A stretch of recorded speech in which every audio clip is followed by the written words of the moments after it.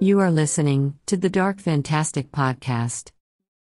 On this episode, author and world-renowned Sherlock Holmes expert, David Stuart Davies, joins Ahmed Khalifa to talk about Mr. Davies's latest book, Revenge from the Grave: The Value of Victorian Literature in Turbulent Times, and why Robert Downey Jr. makes for a problematic Sherlock. Basically, you've written tens of books, novels, and short story collections covering many genres, but you were also the series editor of the Tales of Mystery and the Supernatural, published by Wordsworth. And I think it's one of the finest curated series of European dark literature of the past, I don't know, 50 years maybe, because I'm a huge fan of Victorian and Edwardian Gothic literature, and I go back to the old books and the public domain books, and compared to those, I haven't really come across any series like the series you edited. The selection, the introductions, they are just amazing, and I told you about this before in our last conversation. So I want to talk a little bit about them, because about the series, because they are still being printed today. They are available as paperbacks. They are available as ebooks.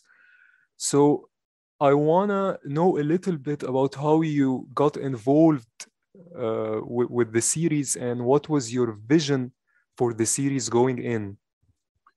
Well, I've always had an interest, stroke passion for ghost stories and Gothic literature in general. And I suppose it's not a far stretch from Conan Doyle to horror stories and ghost stories, because obviously Conan Doyle himself wrote a number of those. And it was just because I was doing a lot of introductions to the Conan Doyle stories, the Holmes stories, with Wordsworth, that they came to me with the idea of extending my my privilege with them to do introductions to that. And I did a few, and then they asked me if I'd take over as sort of overarching the editorship of that particular strand of their publications. And in essence, it's like a fun factory, because as you mentioned, Victorian and Edwardian literature is chock-a-block with great horror stories, ghost stories, Gothic stories. It seems that every author who was writing in the 19th century and in the early part of the 20th century, whatever their main thrust of literature was, they would dabble a little bit in Gothic or horror fiction. I mean, Thomas Hardy, for example, wrote those kind of tales, Robert Louis Stevenson and so forth.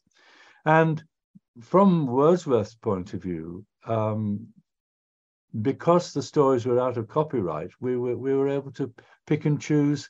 And I was familiar with some of them, but because of the choice there, I learned a lot myself, and enjoyed actually familiarizing myself with new material.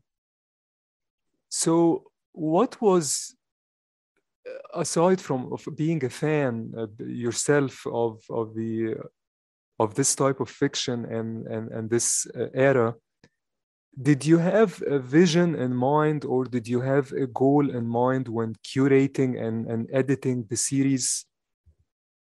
Not an overarching goal, no. I mean, I took each author or each collection on its own merits, and in my introductions tried to illustrate why the reader should enjoy the contents of the book and analyze any approach that each individual writer was aiming at. I mean, probably the most famous and most popular would be M.R. James. And I'm a great fan of M.R. James, I was. And so I was able to, reacquaint myself with the stories and come up with thoughts about the man himself and about the way that he divided his life, his academic life, from the sort of what I would consider to be his fun pursuit of writing that Christmas time ghost stories for his academic fellows. I was reading this year because I have, whenever I go to London or anywhere in the world, actually, because the Wordsworth series, the Tales of Mystery and the Supernatural that you edited, is actually available in several places around the world, in English-speaking countries. So whenever I find a copy of one of these books, I just buy them, and I have a huge collection of them. And most recently, I got my hands on an edition of Uncle Silas from that collection, and it was the first time I actually read the book, because I had a huge problem getting a good copy of that book. I don't know why. It was somewhat rare for a while.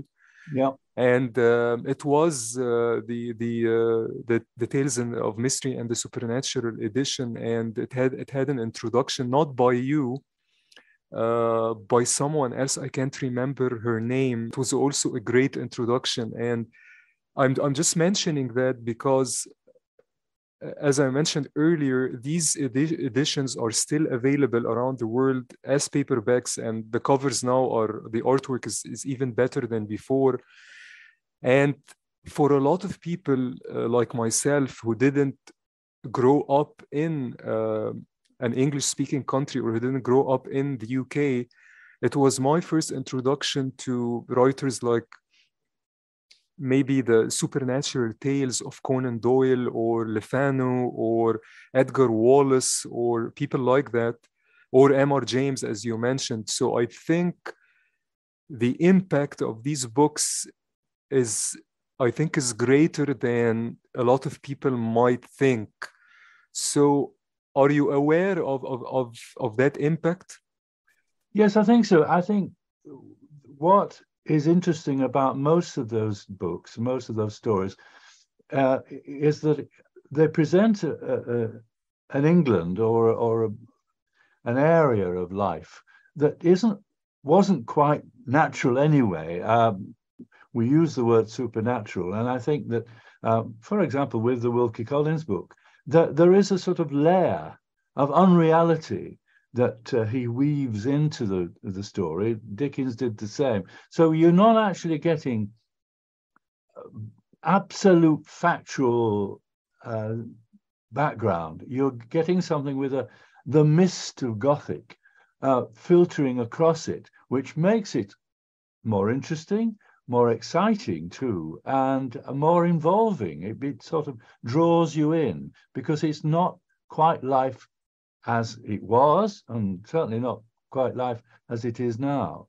And I think that those authors, whether consciously or unconsciously, I don't know, were able to actually create their own little worlds, which had strong elements of reality, but also that, as I say, that sort of mist of mystery, Gothic quality into their texts. Yeah, it's just as you mentioned in our previous conversation, people when they read the Sherlock Holmes stories, for example, at the time they were written, they weren't really that escapist. They didn't look at it as such pieces of escapist entertainment as people see them now. Now people read them to get into that whole, atmosphere of the Gothic Victorian England and the fog-bound streets and the gas lamps and so on. But I think back then, although you just mentioned that even back then these stories weren't really naturalistic, they weren't really that realistic.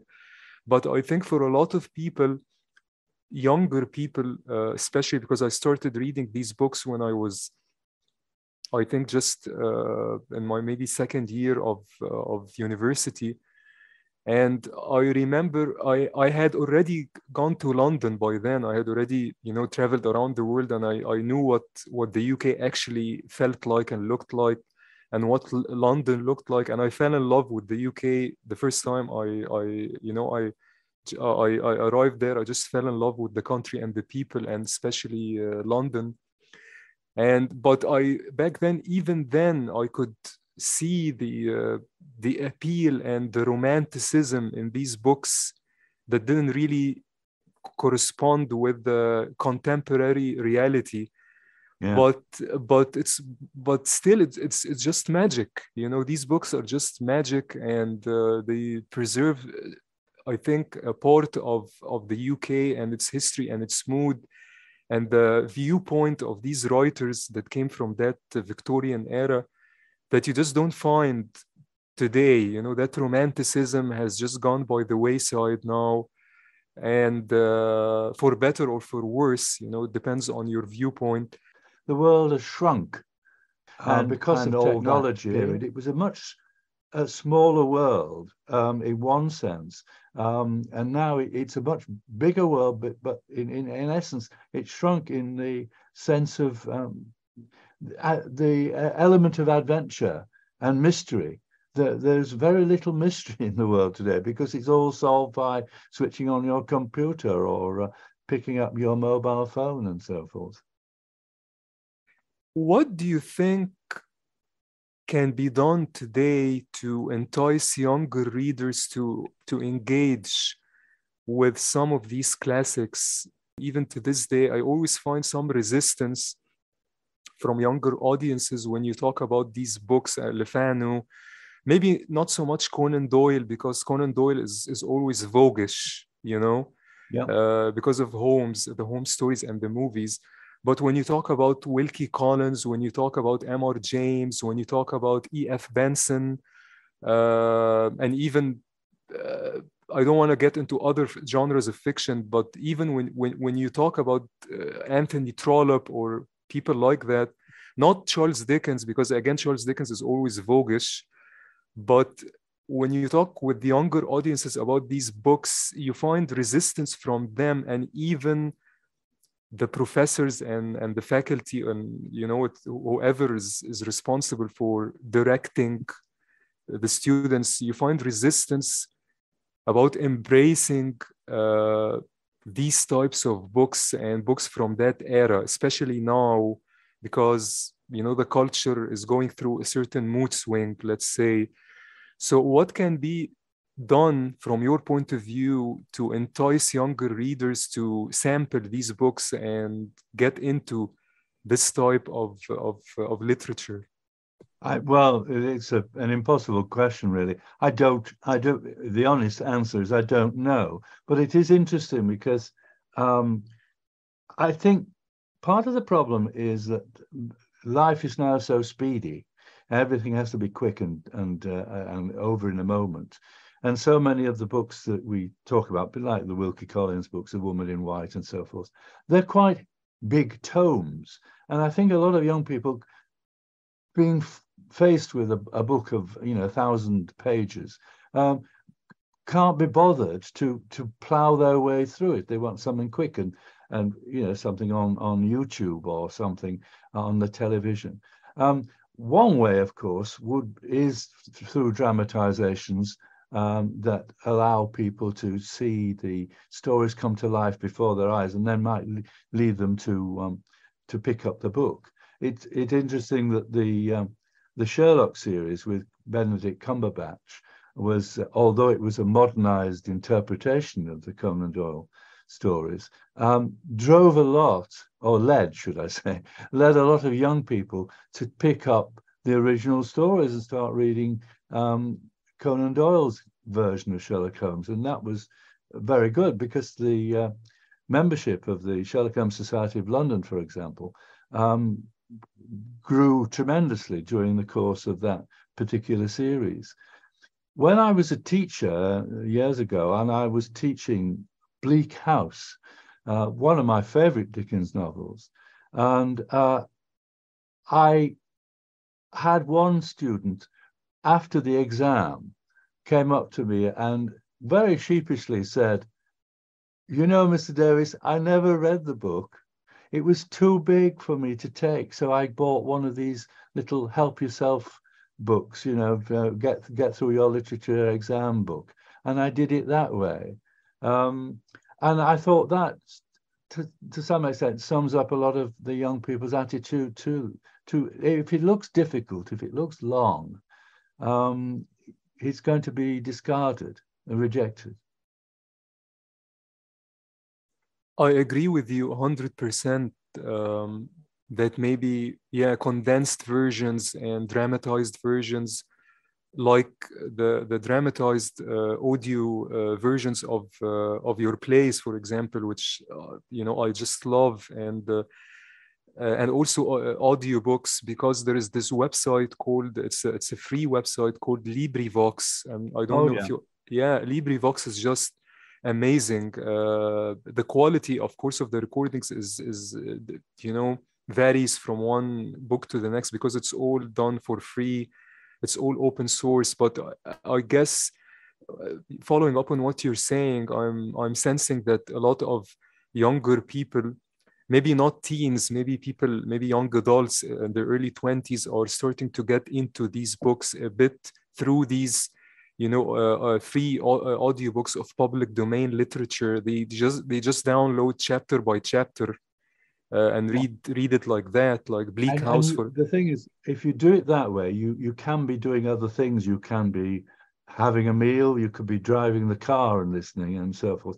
Because life today is so speedy that to sit down with a 1,000-page novel and start to read it takes up a lot of time, and people have very busy lives now. It seems that, you know, you look back at sort of newsreels of people just after the war or into the 50s, in England anyway, in Britain, and how casual the life seems to be. The streets were not thronged with people. The roads hadn't as many cars and vehicles on them. It was a much easier time, and people had time, shall we say, to read. And of course, very few people to begin with after the war and into the 50s didn't have television at all. It was radio, which is really a medium of words. Today, everything is so fast and sharp, and so novels of length and novels of beautiful, convoluted English, shall we say, are a bit alien to the modern mind. Yeah, and I think also this idea of, you just mentioned radio. Back then, radio was just a medium of words. It wasn't a visual medium. Now we are a very visually oriented, obsessed culture. Yes. I think also the idea of podcasts, which I love now, because I was resistant to podcasts like 10 years ago, because I'm also a huge fan of old-time radio, and I love the sound of radio and the feel of these radio dramas. But podcasts, I think, are basically causing a revolution, because now a lot of people just they don't like radio, the idea of radio, but they like the idea of podcasts, which is basically the same thing. It's just a matter of presentation or perception.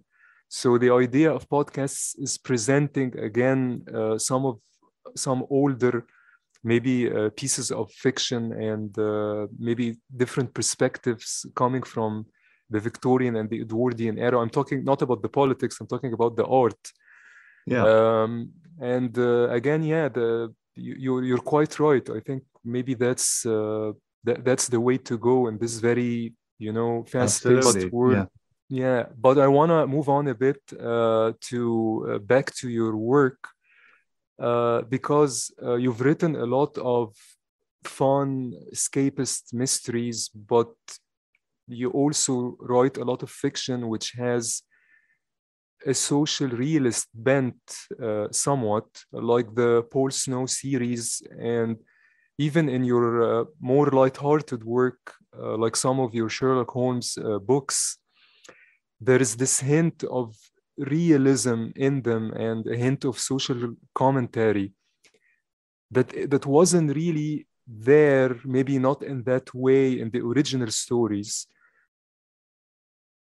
How do you usually go about mixing these two, approaches or styles? And do you always intentionally try to offer a bit of greens with the pudding, let's say, or is it mainly unconscious on your part? A lot of it is unconscious, particularly in the Holmes stories. I've always found it interesting to note that if you read Conan Doyle's original Holmes stories, there's very little background detail.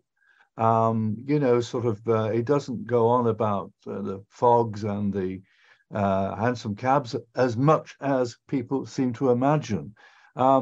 He was writing for a contemporary audience, and the contemporary audience would know the background in which he placed his characters. It is only people later on who sometimes in pastiches who over-egg the pudding with the background details and references to buildings and to things that are happening. From the social element point of view, I mean, you mentioned the Paul Snow series. I was very keen to highlight the unfortunate plight, shall we say, of the homosexual man in a period when, he was vilified. And the ideal that Paul Snow was a policeman in the 1980s, who was a homosexual, repressed homosexual for most of the time, but terrified that it would be discovered that he was so, because his career as a very promising police inspector would be discovered. And when the book came out, the first book came out, I got messages from policemen who had been in that position in the 1980s, who told me horror stories of in their little messages to me. So it was comforting to know that I got the scenario right. And of course, it's a far different picture now, a much more healthier picture for those people today. So it was good to be able to weave that into basically a mystery thriller. I have to say that I really loved Revenge from the Grave, right? Because the thing I like about your work, and that's why I'm so excited always to get a chance to talk to you or to talk about your work, is that I've been since I was maybe in my early 20s, when I started really getting into the Sherlock Holmes stories, the original Conan Doyle stories. Once you get through the all that he wrote, and all that he wrote is actually not that huge. He wasn't the number of Sherlock Holmes stories and the novellas. Once you get going, you actually find that there aren't that many. There are more prolific authors out there. He was prolific, but not in the Sherlock Holmes canon, maybe. Or maybe I'm just greedy, I don't know. But it wasn't really, once you get through them, once you finish them, you just have to go to the pastiches, because that's the only thing left to scratch the need and stay away from the original canon for a while. So what I love about your work, because I read a lot of Sherlock Holmes pastiches. Some of them are good, some of them are awful, to be honest. What I love about your work, and from the beginning, since I read The Tangled Skein, was that when I get into some sort of rut, I get bored a little bit with Sherlock Holmes, which I always feel guilty about, because I always wanna keep reading them. I always go to one of your books, especially if there's one that I haven't read of your Holmes pastiches. And the delightful thing about your books is that for some reason, your approach and your style once I start reading your books and finish them, it always gets me excited again about the Sherlock Holmes canon. And it always makes me want to go back and read the original stories, which is actually very rare which happens rarely when I finish a pastiche, because usually when I finish a pastiche, and I'm not gonna compare and mention other books, but when I finish pastiches by other writers, usually you get your fill, and the voice of the new writer is a bit too intrusive, maybe. But your voice and your style, your voice is very much felt, because your pastiches are very different than other pastiches. But you tend to get you tend to catch the spirit, or the original spirit of the Conan Doyle writing. And I got that in spades in Revenge from the Grave. It felt to me very fresh. It felt to me very energetic. It felt to me like one of the more action-oriented stories from the Conan Doyle canon. And it's very intense. You put Holmes through the ringer in that book. And I just loved it. Well, so I'm very pleased to, and those are very kind comments that you made. It is interesting about the Revenge from the Grave, because it's my ninth Holmes novel stroke pastiche, and a Holmes novel is a very difficult thing to do. I mean, Conan Doyle had difficulty with it, because if you look at the three of the stories, the Sign of Four and the Study in Scarlet and the Valley of Fear, they are, you used the word earlier, novellas. They are really Holmes novellas with another story stuck on the end, as it were. Half the book isn't directly involving Holmes. The only other one, of course, is The Hound of the Baskervilles, which, again, Holmes is missing from a great chunk of the book. In fact, a friend of mine refers to The Hound of the Baskervilles as a Watson novel. So that's always been a problem because Sherlock Holmes is such a clever, brilliant detective, to extend his investigation over, 60, 70,000 words, rather than a short story of about 10,000 words, where he can solve the case in a few days. It is a bit difficult without making it sound appear tedious. With Revenge from the Grave, I got over that hump, as it were, by having Holmes, as you will know now, having read the book, go into disguise and disappear in one sense from his familiar surroundings and from the company of Watson, but undercover, as it were, rather like he did in his last bow. And we follow this character who the reader knows it's Holmes, but he is not playing Holmes, as it were. And I thought that helped me extend the novel, or extend the story to novel length.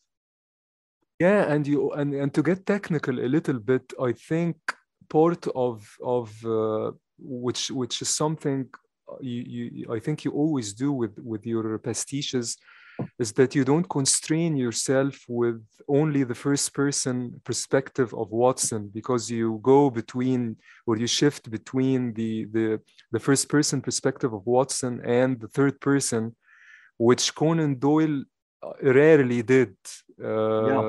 So I think that also frees you a bit, it frees your style a bit. But again, I think it's I don't know. I think Revenge from the Grave, if you would allow me to say so, and I'm not being, I'm just, I'm not heaping praise on you just because I want to heap praise on you, because I hope you do. I think you can guess that I'm trying to be honest here, but I think really Revenge from the Grave is your best Holmes book, to be honest, because it's just, I think with that book, you took your style in a completely different, not direction, but I think you it just feels so fresh. It's the most intense. It's not a very long book because, as you mentioned, all the Holmes novels, even the Conan Doyle books, are basically shorter books. Not your book, of course, is a novel. It's not a novella, but it's a shorter novel, and it's also very intense. That makes it intense. But I think you really captured something special in that book. And keep in mind that that's coming from someone who just adores the Tangled Skein. So I just want to get a little bit into how you approach writing a new Holmes pastiche, because as you mentioned, this is your 9th attempt at writing one. So what drives you to try to innovate or find corners of the canon that haven't been explored before, or what stylistically and artistically that still motivates you to try to do something different? Well, you hit the nail on the head there by saying do something different, because obviously when I started writing Holmes' pastiche, the Tangled Skein being actually the Tangled Skein was the second, the entire affair was the first, but there were not that many pastiches around. Now there are an awful lot, and it becomes harder and harder to find something new to do. I don't want to retread the path that was set out by Conan Doyle. I always wanted to, whenever I write a Holmes story or a novel, to be true and honest to the characters as created by Arthur Conan Doyle, but do something a little bit different, a little bit of my own, if you like, input. Because I'm fairly sure that if Conan Doyle were alive and writing today, he would be experimenting a bit with his character. I thought I was going out a bit on a limb with Revenge from the Grave by having that section I mentioned earlier, where Holmes is no longer the deerstalker chap in Baker Street, but he's placed himself in prison to help solve the case. And I wondered whether I was going a bit too far with that. But certainly the editor at the publishing house, Titan, didn't raise any qualms about it. And they're very, very strict on keeping true to the Conan Doyle code, as it were. Also, with wanting to do something different but familiar, and obviously I wanted to have a very interesting villain, and hardly ever has Holmes had a female villain to contend with. And so I like the idea of that, coming up against feminine wiles. So that excited me to try and do that. And going back to the style element of it, I do enjoy moving away from the first person narrative to an objective narrative, if you like, to make it almost like a jigsaw puzzle, where you get a scene which Holmes has got nothing to do with, and then you see how it slots into the whole drama. The opening of Revenge from the Grave, as I remember, is set in Paris, and it involves the female villain S, and it's a very dramatic opening, and it's got apparently nothing to do with Holmes at that time, but you then see that it has. I mean, at the moment, I have no Holmes novel in view, and that's partly because I haven't yet come up with something that I think would be exciting and fresh, and not, retreading old paths that I've retrod or other writers have done. Perhaps 9 novels is enough, but yeah, I appreciate your comments about Revenge from the Grave, because it was a difficult one to do, to get it right, I thought. But your comments have been very pleasing to hear. I think your books and good pastiches keep the canon alive, and when you read a book like Revenge from the Grave, which excites readers from different ages, I think it raises the interest again, and it excites people again to investigate further, go back deeper, investigate your work, and of course, through that, they investigate Conan Doyle's work. So I think it keeps it fresh, and I think this is another way of keeping people interested in fiction and literature from that era. Just following up on what we were talking about earlier in terms of how do we keep younger people interested, or even older people who have never been exposed to these books. So I think your book also works in that regard. It introduces, I think, people. I'm not sure if it's the best introduction to Sherlock Holmes. If you haven't read Sherlock Holmes before ever, or if you're not familiar with the Reichenbach Falls, for example, the incident there, I think it's not the best introduction, but I think it's good for someone who read a couple of stories or even one of the original Conan Doyle novellas. I think you can jump right into it. It's because you also manage the neat trick of doing these little callbacks to the original adventures and the original books.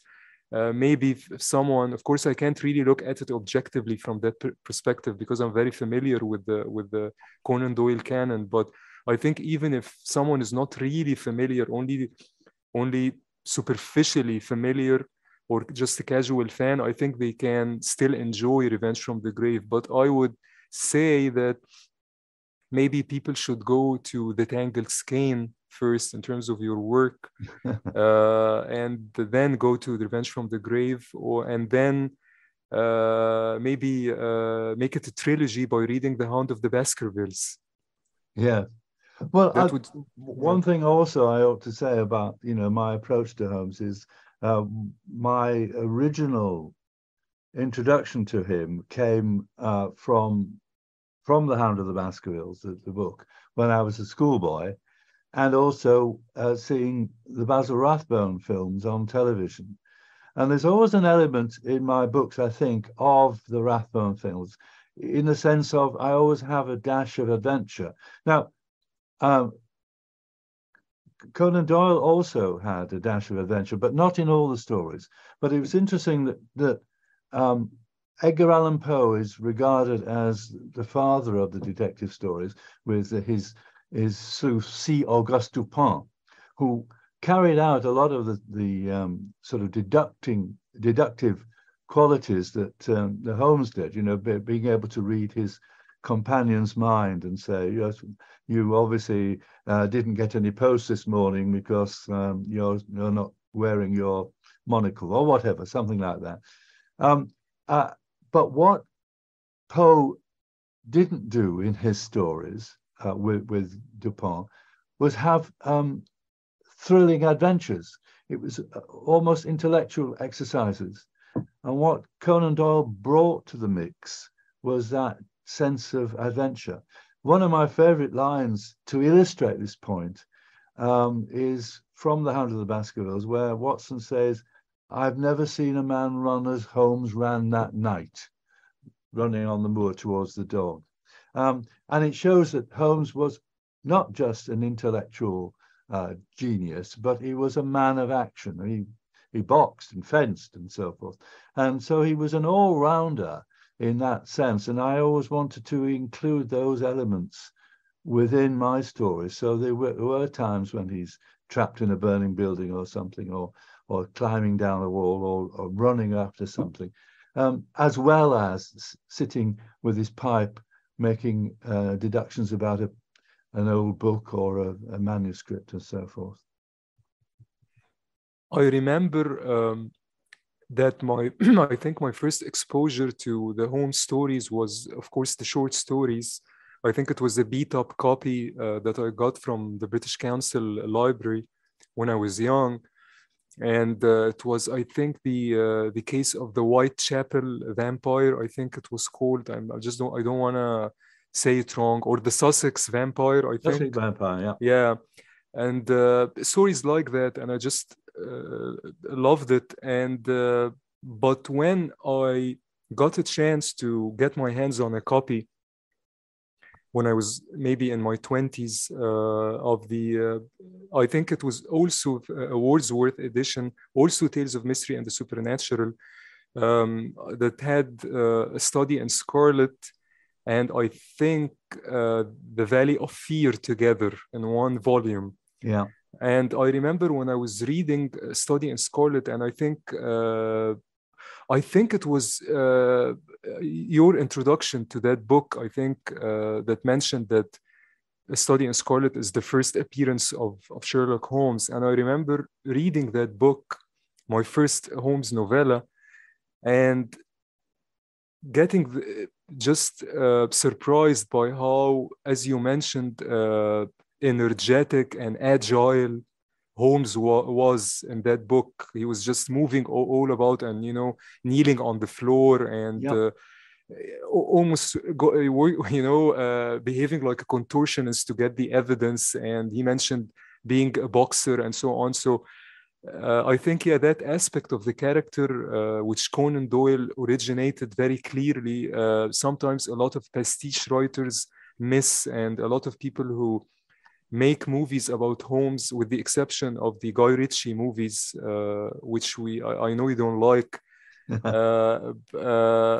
I think with the exception of those, a lot of writers just go with the, stiff, intellectual, aloof version or aspects of Holmes' personality. I think what was apparent in your work and in the Tangled Skein, also it had that aspect, also it had that adventure aspect, that Hammer Gothic aspect of, being terrifying and energetic, and these chases and so on. So I think, that also, I think that's also part of the appeal, maybe, of or what differentiates your work as well. This action adventure aspect. Yeah.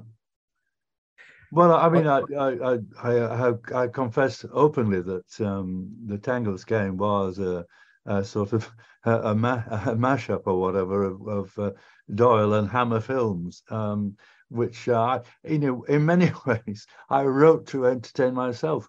You talked earlier about having read the Conan Doyle stories and you want more, and so there you go to pastiche. Well, I read them in my early teens and wanted more, and of course there really wasn't any more.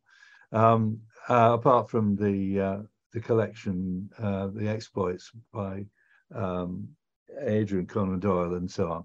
So, but that prompted me at about the age of 14 or 15 to start writing my own stories, so that there would be some more Sherlock Holmes. Obviously, they were very immature juvenilia, but nevertheless, that's when I started writing about Sherlock Holmes, when I was about 14 or 15. And obviously, eventually, I produced something that was publishable, but that was not until my mid-20s. I want to talk a little bit about, because I've been wanting to ask you about this since we talked last year, because you know how much I enjoyed the audio dramas, The Last Act and The Death and Life of Sherlock Holmes, especially the Death and Life of Sherlock Holmes, because it was almost, I think it is almost an experimental piece of fiction. It just goes all over the place, and it feels very fresh, very, don't want to say modern, because I don't really like that word. It's kind of a limiting term, but you go in areas and you use different styles and different approaches, and the way the production, the audio production was produced was just, I think, by Big Finish, I think the company that made it. And I talked to you last time about how much I enjoy them, and you just mentioned back then that you actually wrote a third play as well. So what's going on with that? Well, yes, there is a third play, and it had a week's run in Edinburgh in 2019, towards the end of that year, I think it was, just before the pandemic came along. And so it's in limbo at the moment, sadly, because it's a very, again, it's a very interesting idea. Again, this is a two-hander. It's got Dr. Watson and Sherlock Holmes in, and it is really a close examination of their relationship. It opens very dramatically in darkness and the sound of a clanging cell door. And the voice from the darkness says, "Let me out of here. Let me out of here. I did not kill him. I did not kill Dr. Watson." And then the spotlight comes up on Sherlock Holmes, and it moves on from there. And it really is an investigation of their relationship, their working together, and what happened towards the end of their relationship. And so the Moriarty bit is brought in a little bit. And it got very good reviews. And dare I say that the two people playing the parts, Michael Davitt, and Mark Kidd as Watson and Michael Davitt as Holmes, were absolutely brilliant. Michael Davitt was not unlike, or is not unlike, Jeremy Brett in appearance, and a fantastic actor, not a famous actor at all, a jobbing actor from Edinburgh, but they brought the play to life brilliantly, and it is available, I think, still on YouTube, and it's called Sherlock Holmes: The Final Reckoning. But on the play front, the final act, the last act rather, is being revived, and it will be appearing next year. It starts off in London for a week or 2 weeks, then it goes to something I'd never heard of before, the Hollywood Fringe, which is obviously a fringe drama festival in Hollywood, and then going back to the Edinburgh Festival in August. And the actor who is going to play Holmes is using the same director as the original play. So Holmes is going to be strutting his stuff on the stage, like my Holmes, next year, which pleases me tremendously. But I wish we could get the two-hander up and running, because I think, quite honestly, that's my best drama. I just look forward to, I hope I get a chance to actually, if it's next year, I hope I get a chance to be in London at that time and get a chance to actually see it on the stage. And I didn't know that The Final Reckoning was available on YouTube. I'll just look for that and watch it. It was until recently. If you just type in, Sherlock Holmes, The Final Reckoning, that you should get it. Yeah, I hope so. If you do, let me know what you think. Yeah, I'll definitely do that, and I look forward to it. And I also hope that one day it also gets an audio version through one company or another, because I can tell you, as someone who just loves radio and loves audio drama, how much I enjoyed the Big Finish productions, because there is also an adaptation of The Tangled Skein, which is also very entertaining. It's not as good as the two audio dramas based directly on your text, but The Tangled Skein also is very, very entertaining. And I hope Big Finish or another company would pick up Final Reckoning and do it. I just want to, because I know that you wrote a lot of essays, and you have a book about the on-screen depictions of Sherlock Holmes. So what are some of your favorite on-screen portrayal of Holmes that people might not know about? Oh, well, not know about is... I mean, I've always said, when people ask me, who is your favorite actor to play Sherlock Holmes? And I am torn between Basil Rathbone and Jeremy Brett, of course, very, very well-known performers. And Peter Cushing is in there. I don't know how many people will be familiar with Ian Richardson, who played Holmes in a couple of films, The Sign of Four and TV movies there were, The Sign of Four and The Hound of the Baskervilles. He was like Cushing in the sense that he took the role very seriously and did a lot of research, reading the stories, picking up points about Holmes's character and mannerisms and habits, so that he could actually put them into his performance on screen. Ian Richardson, a very, very good Holmes, and perhaps not one who comes immediately to mind. That's about it from people who are not familiar. It's difficult to know who people know. I mean, if you mentioned Cumberbatch, and as you said earlier, Robert Downey Jr. does not fit into my my best books. But the thing about the Robert Downey movies is that they would be fine adventure films, lots of exciting, thrilling moments and so forth. But why call him Sherlock Holmes when he is far removed from the Sherlock Holmes that Conan Doyle created? He's a scruffy, ridiculous character. If he was called, Bert Bloggs Investigates, then we could take it on board. So it's just a slight insult, I think, to Conan Doyle's memory. But that's my personal view. It's probably not a general one. Well, there was a third movie, but it was cancelled. So yeah, that's that. Well, we hope so, really. Yeah. Yeah. I don't want to take any more of your time. You've been very generous already. And David, thank you very much for joining me this morning. And I hope I get a chance to see your work on the stage next year. And I hope I get a chance to meet you one day when I come to London, hopefully next year, the summer of next year. And I look forward to more of your work, and I look forward to revisiting your work, and I look forward to reintroducing your work or introducing your work to readers. And thank you very much. Well, I have to say, it's been a pleasure to talk to you, and you've been so kind about my work. It's very encouraging to, you know what it's like as a writer.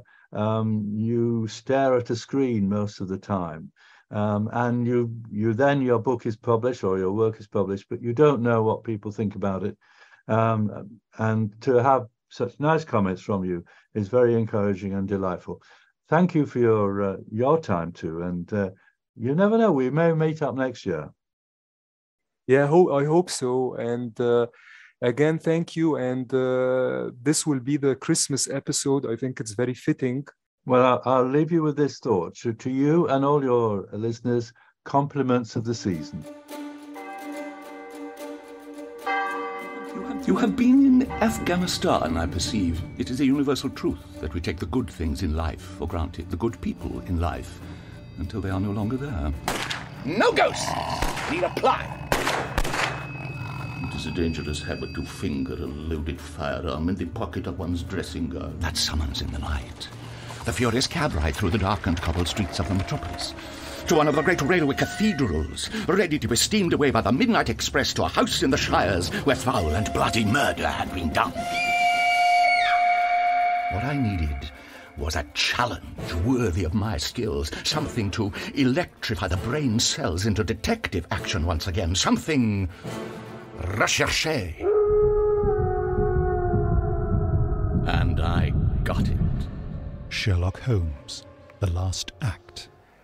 Thanks for joining me on this special Christmas episode of the Dark Fantastic Podcast. This is the last episode of the season and the last episode for this year. So, season's greetings and see you again soon.